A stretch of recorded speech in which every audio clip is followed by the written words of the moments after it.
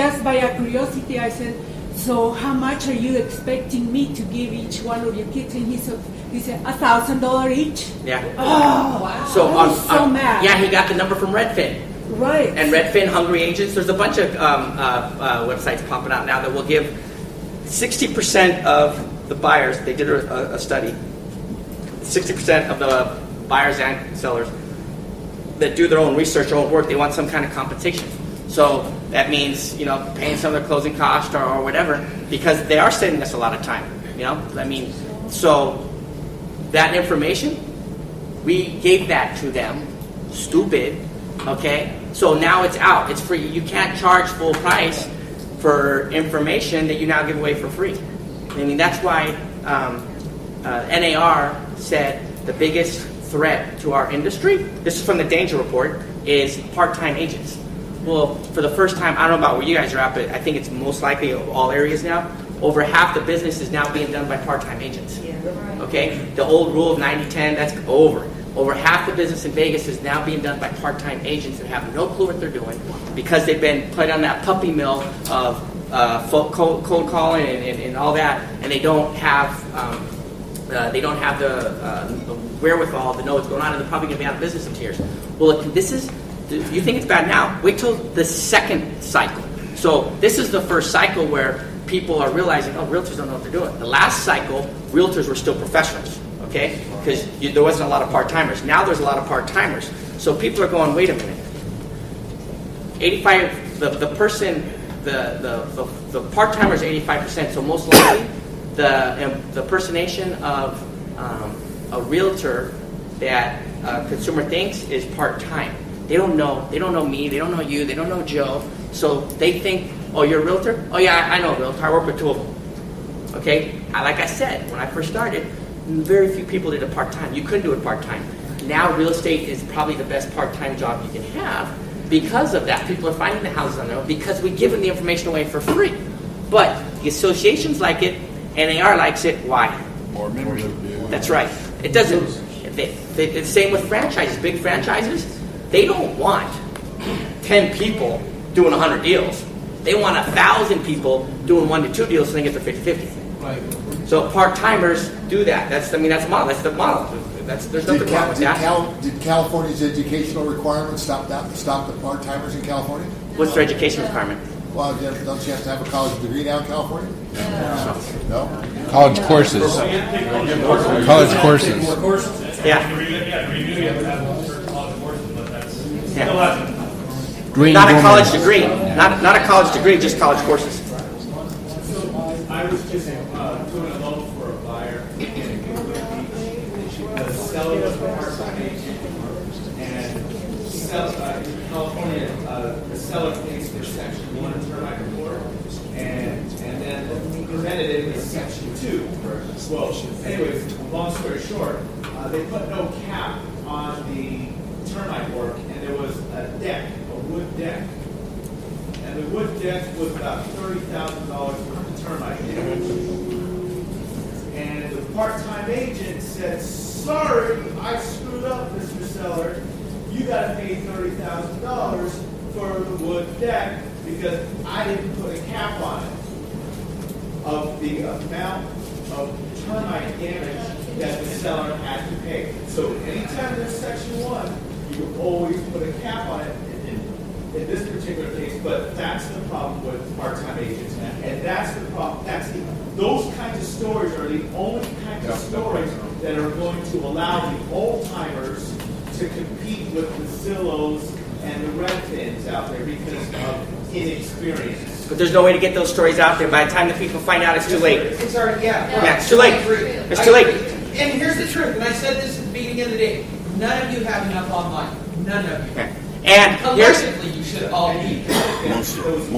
Here's why you take a listing for free. Here's another reason why you take a listing for free.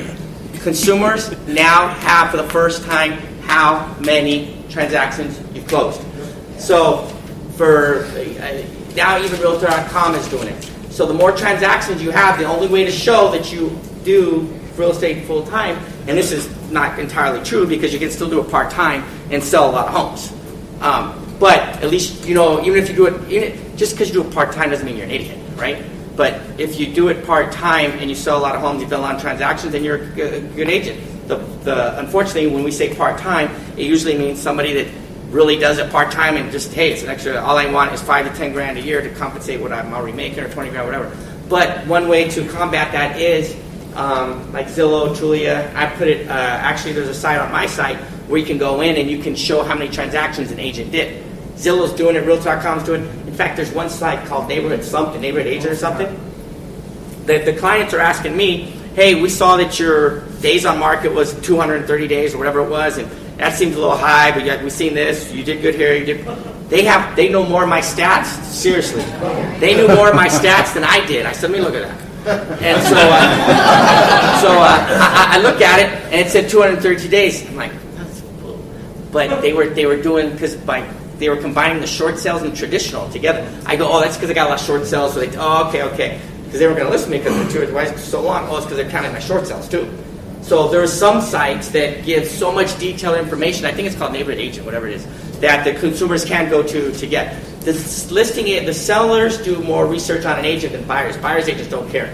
Buyers don't care about their buyers agents, really. A majority. There's exceptions to every rule we say, of course, but a majority of the time we're seeing the buyers, give us some money.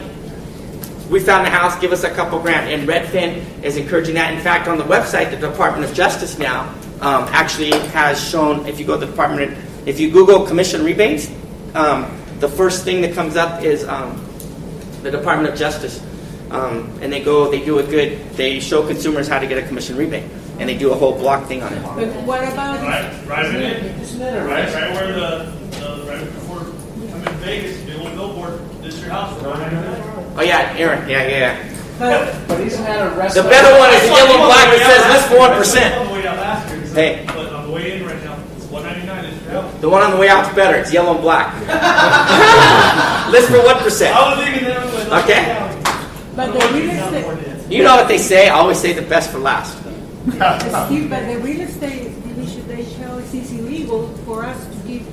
No, you're talking about kickbacks, commission rebates. That's a Yeah. RESPA violation. No, commission rebates. There's 17 states that do not allow it, but Nevada does, and I think California does too. But you can go to the Department of Justice, and the Department of Justice is actually going after those states and saying, no, that's antitrust. You should allow commission rebates because a 3% buyer co-op, that's antitrust. There's no standard commission for anything, and technology is bringing it up. And what's making it even more of an impact is you have low supply, high demand. No matter what it is, when you have a middleman and you have high demand and low supply, and then you add technology, it makes less need for a middleman, which we are. So did you say that you take listings for free, or you? Because I thought I heard you say. So look, if each is different. So if someone is on the verge of a short, I've done a listing for free and they didn't buy a house with me because on a short sale. So I took one for free where we didn't get them enough money and they would have to come out of pocket. So I did it for free. That's $10,000 worth of free advertising. Because I competed with someone like that. Yeah. Because look, I could either do a short. These people could either they didn't have enough money to come out of pocket. We're 2 days before closing. How many referrals am I going to get from them? Probably 2 or 3 at least. So you can tell everybody about it. And in Vegas, there's so many people on the verge. And when they buy a house, I'm sure they're going to call me, right? Because if it wasn't for me, they would have had to ruin their credit, right? I saved their credit by doing it for free. Now, do I just go out and do stuff for free? No, of course not. That's stupid. But if it's going to benefit long-term me and somebody else, why not? And sometimes you do something for free, you don't get any benefit. Who cares? I mean, it's already done. I'm not going to start a short sale for the people and ruin their credit. The new home people, that's a no-brainer. The new home, they got a new home, the builder's going to pay me. Am I really doing 2 transactions when I sell a new home? Yep. It's like 1.25, right? Yeah. So what's the future of inventory now? You went through all these statistics. Well, in the future of inventory, if you want inventory to go up, how screwed up has the Fed done with these interest rates? If I told you the only way for inventory to go up is what? Raise the rates. That's right. That's right. The only way. 2 minutes.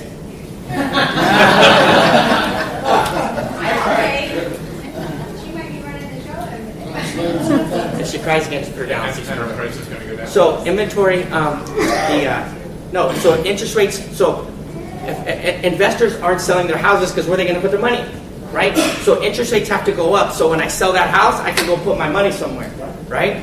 Why am I going to sell that house? I got to know where to put it. So the rates have to go up. So the investors will take their money out and buy it, put it somewhere to get some money, right? Right.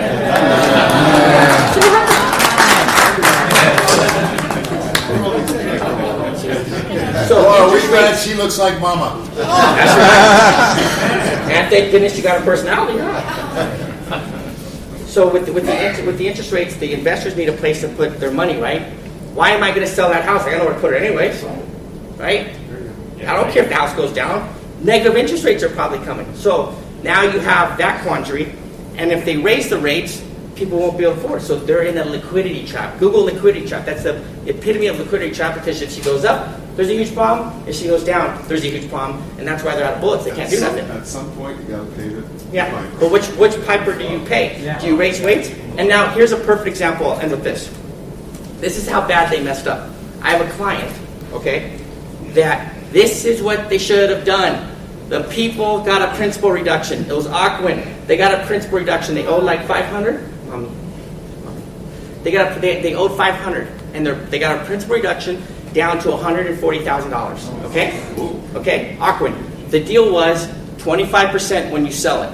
We're selling their house right now for $280,000. Okay, now we're selling their house. They're getting the money, right? The homeowners.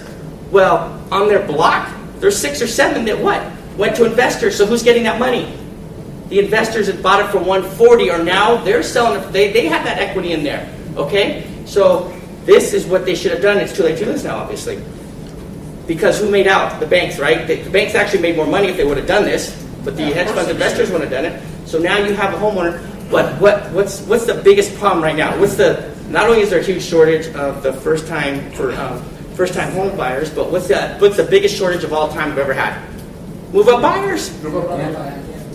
Can you please explain to me anywhere in history where the prices have gone up, right? What happens when the prices go up? We make a killing because we sell their house, we go buy them another one. There's none. Why? Because the people living in those houses are renters.